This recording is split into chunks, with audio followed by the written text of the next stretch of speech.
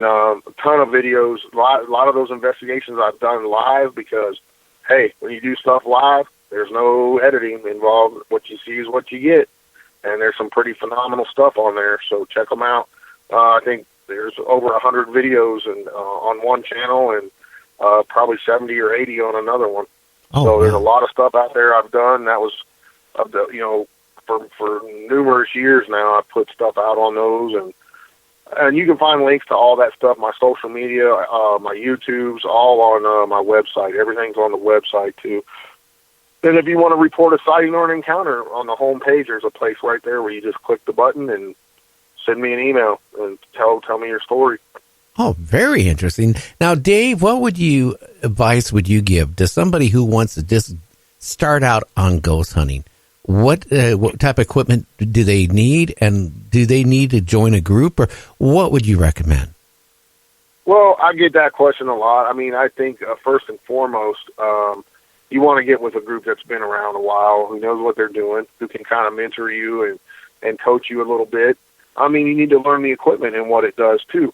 Now, personally, I think the best piece of equipment we all have is our own bodies. The more you do this, the more in tune you can become to it, and you will begin to pick up on things as soon as you walk into a place. You'll pay attention to what your body tells you. If the hair on the back of your neck stands up, your body's telling you something. We don't use probably half of our bodies and our brain's potential. The human body is a fascinating machine that has many, many different aspects to it, and we have been kind of shut down, and told, oh no, don't do that because of religious beliefs and whatnot. But use your body; it tells you a lot of things. We talked about it earlier in the show, fight or flight. Your body can pick up on things that you're not audibly or physically seeing sometimes. Whether it's a high EMF fluctuation or other factors, your body can pick up sounds that you can't actually hear with your ear. It will affect your body in a physical manner. So pay attention to different things. But yeah, always, never investigate alone. Always take a flashlight because you don't want to break your leg in the middle of the night. Be safe, and don't go anywhere that you're trespassing. Make sure you always have permission. And by all means, don't do any residential investigations until you have some years under your belt and know what you're doing. And telling folks, you got to give. It's all experience related. Nobody's right or wrong, but you don't want to go into someone's house and tell them they got a demon when you don't know what the heck you're talking about. That's bad. That's bad. And you never ever charge people to help them. I hate to see in this field. Yeah, I hate to see somebody sell their house because somebody recommended you need to move. Question, one last one. Do you ever ask any of these entities that when you get these, record these sounds and voices and sentences, do you ever ask them, hey, does anybody want a cigarette, and see what they say? Hey, man, I've seen it done, and I've seen some crazy stuff happen. A good friend of mine, Noreen Balovich, who's now a retired investigator, she just does a talk show on YouTube, but she told me about a time where this old mobster joint, they put a lit cigarette down, and this guy he died in this room. He's a known mobster. They put a lit cigarette down and told him he could have a smoke, and they filmed this.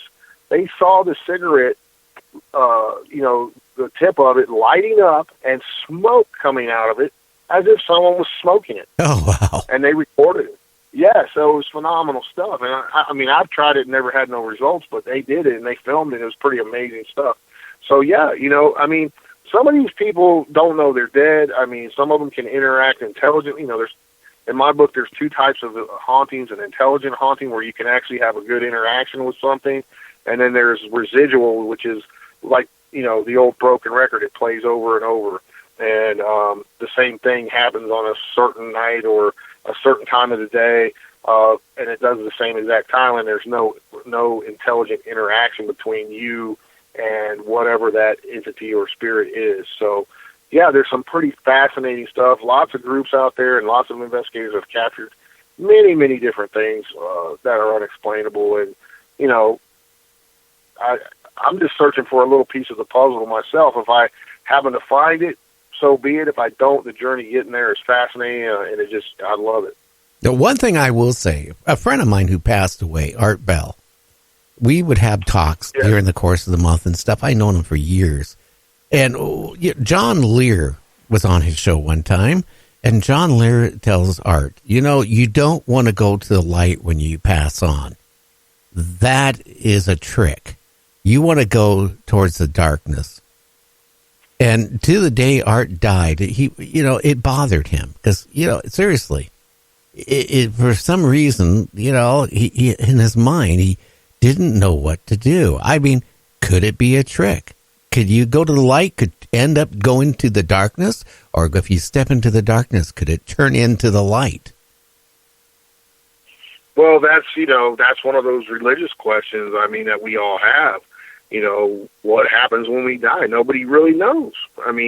So that's kind of what we're searching for, isn't it? We're trying to find some answers. There's a guy. Who knows? There's a guy I need to get you in contact with, named R.W.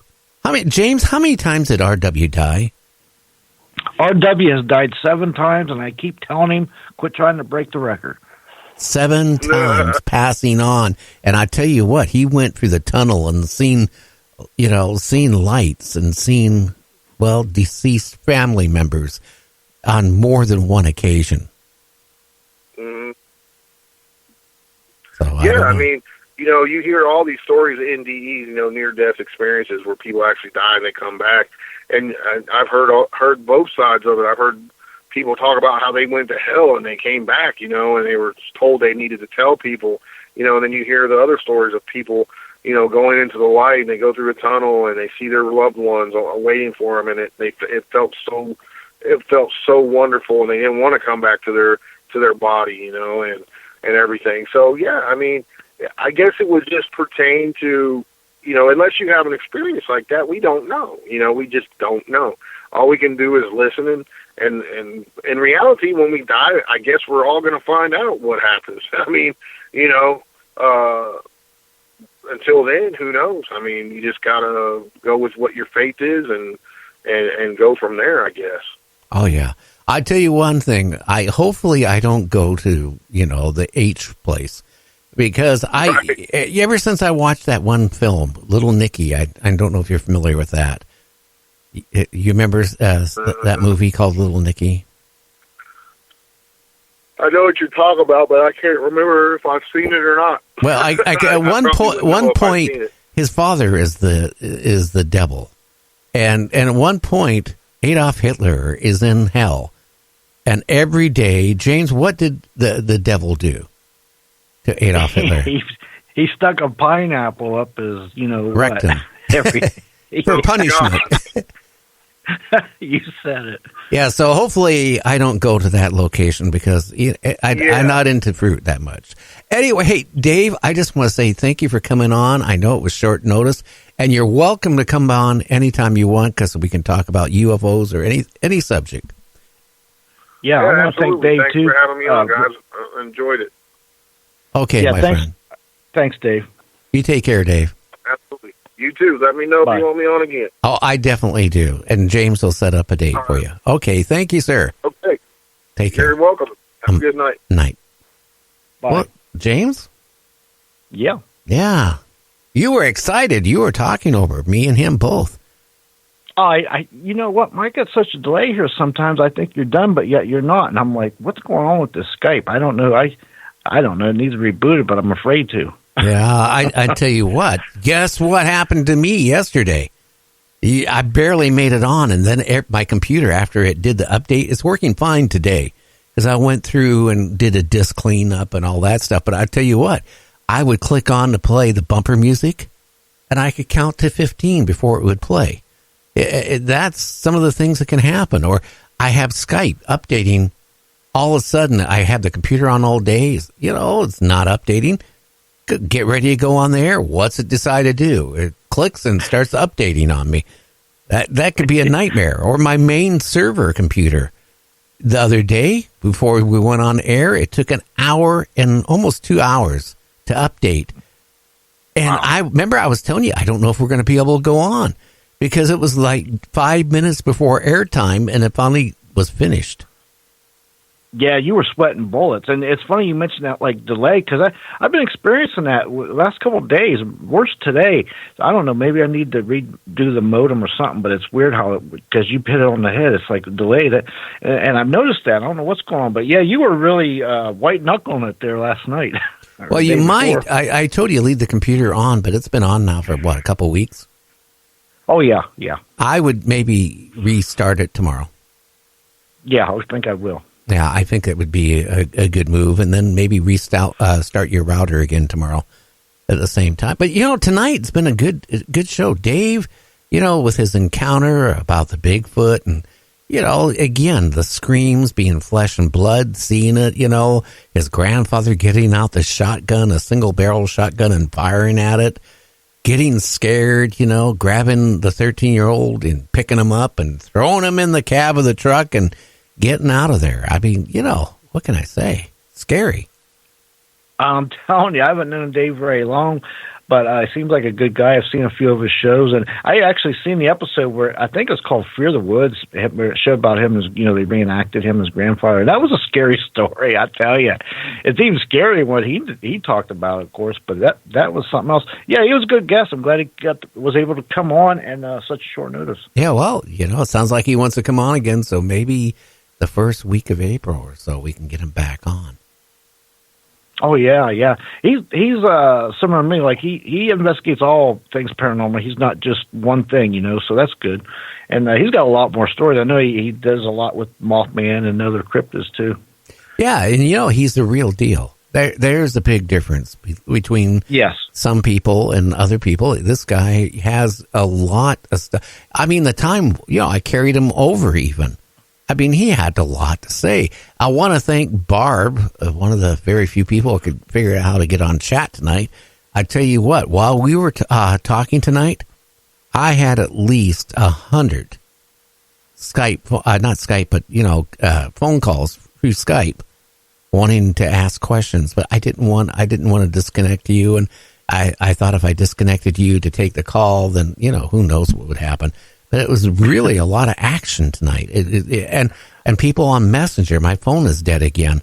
I was even going on my emails while, when you were asking questions and answering people's emails. I will thank Barb because Barb wanted some questions asked, and I got asked one of her questions for her, and I shifted it away from the Bigfoot over to what she wanted to hear, and I'm glad I did. Yeah, that was good. That was good. And, a lot of people probably seen Dave last night on TV along with Tobias. They were both on the same episode. Oh, yeah. Well, anyway, to Monday. We're off tomorrow. I got something I have to deal with. I will have a replay up tomorrow. I'm not sure which one it is. It'll be going to the radio stations and all that. But I will be back definitely on Monday. I want everybody to have a great weekend. Enjoy, your loved ones. Tell your wife or the wife, tell your husband or your kids you love them. And, everybody. Isn't it Valentine's Day coming up? Tomorrow is Valentine's Day. Oh, I got to figure out something for my wife. So anyway, everybody have a great one. We'll catch you replays tomorrow, back live on Monday. So everybody take care. Bye-bye. Okay.